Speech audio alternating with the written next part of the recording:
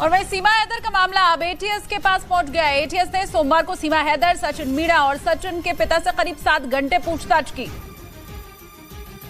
सीमा हैदर को एटीएस की टीम 2:06 पर उसके घर से लेकर गई थी। तकरीबन 1 घंटे बाद यानी 3:15 पर एटीएस के दफ्तर में सीमा हैदर, सचिन मीणा और सचिन के पिता से पूछताछ शुरू हुई। सूत्रों के मुताबिक शुरुआती पूछताछ में सीमा हैदर से उसके पाकिस्तान से दुबई होते हुए नेपाल और नेपाल से काठमांडू तक के पूरे रूट पर सवाल किए गए।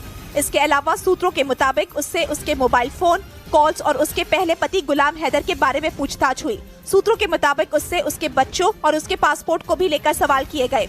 इतना ही नहीं, सूत्रों के मुताबिक सीमा हैदर के पूरे परिवार के लोगों से जुड़ी जानकारी, मसलन उसके माता पिता, भाई बहन के बारे में भी बात हुई। दरअसल एटीएस की पूछताछ का मकसद यही था कि वो ये जान सके कि सीमा हैदर कैसे पाकिस्तान से 4 बच्चों को लेकर अवैध तरीके से हिंदुस्तान पहुंच गई और खुफिया एजेंसियों को भनक तक नहीं लगी। इसलिए 7 घंटे तक सीमा हैदर, सचिन मीणा और सचिन के पिता से एटीएस के अफसरों ने सैकड़ों सवाल किए, जिसमें सूत्रों के मुताबिक वे सवाल भी शामिल थे जिनसे ये जानने की कोशिश की गई कि सीमा हैदर पाकिस्तान में कहां रही। सिंध प्रांत में उसके गांव, कराची में उसके ठिकाने के बारे में सवाल किया गया। सूत्रों के मुताबिक उससे ये भी पूछा गया कि पबजी गेम पर किन लड़कों के संपर्क में थी। नेपाल में 7 दिन तक वो रुकी थी, उसके बारे में भी पूछा गया कि वो कहां रही, किन लोगों से मिली और सूत्रों के मुताबिक सबसे अहम कि किस एजेंट के जरिए वो भारत में दाखिल हुई, ये सवाल भी पूछा गया। सीमा ने जो कहानी बताई थी उसके मुताबिक वो अपना और अपने बच्चों का हिंदू नाम बताकर नेपाल से बस के जरिए हिंदुस्तान में दाखिल हुई थी। एटीएस इस कहानी को भी परख रही है। सूत्रों के मुताबिक पाकिस्तान से आई सीमा हैदर के अलग अलग बयानों की वजह से यूपी पुलिस का शक उन पर गहरा गया। इसी वजह से एक रोज पहले नोएडा पुलिस ने भी उनसे 1 घंटे तक पूछताछ की।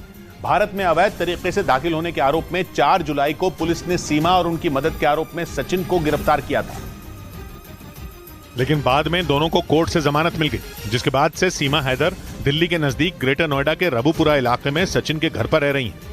इस दौरान सोशल मीडिया और मीडिया के कैमरों के सामने सीमा हैदर ने कई बयान दिए और सूत्रों का दावा है कि पुलिस को उनके बयानों में विरोधाभास नजर आने लगा। इसी वजह से रविवार को नोएडा पुलिस रबुपुरा में सचिन और सीमा हैदर से पूछताछ करने पहुंच गई।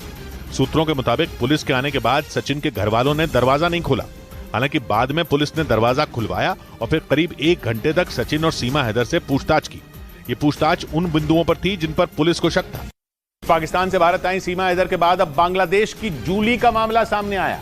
बताया गया कि वो भी सीमा की तरह ही अपनी 11 साल की बेटी को लेकर प्यार के लिए बांग्लादेश से भारत आ गई और यूपी के मुरादाबाद में रहने वाले अजय नाम के एक आदमी से शादी कर ली।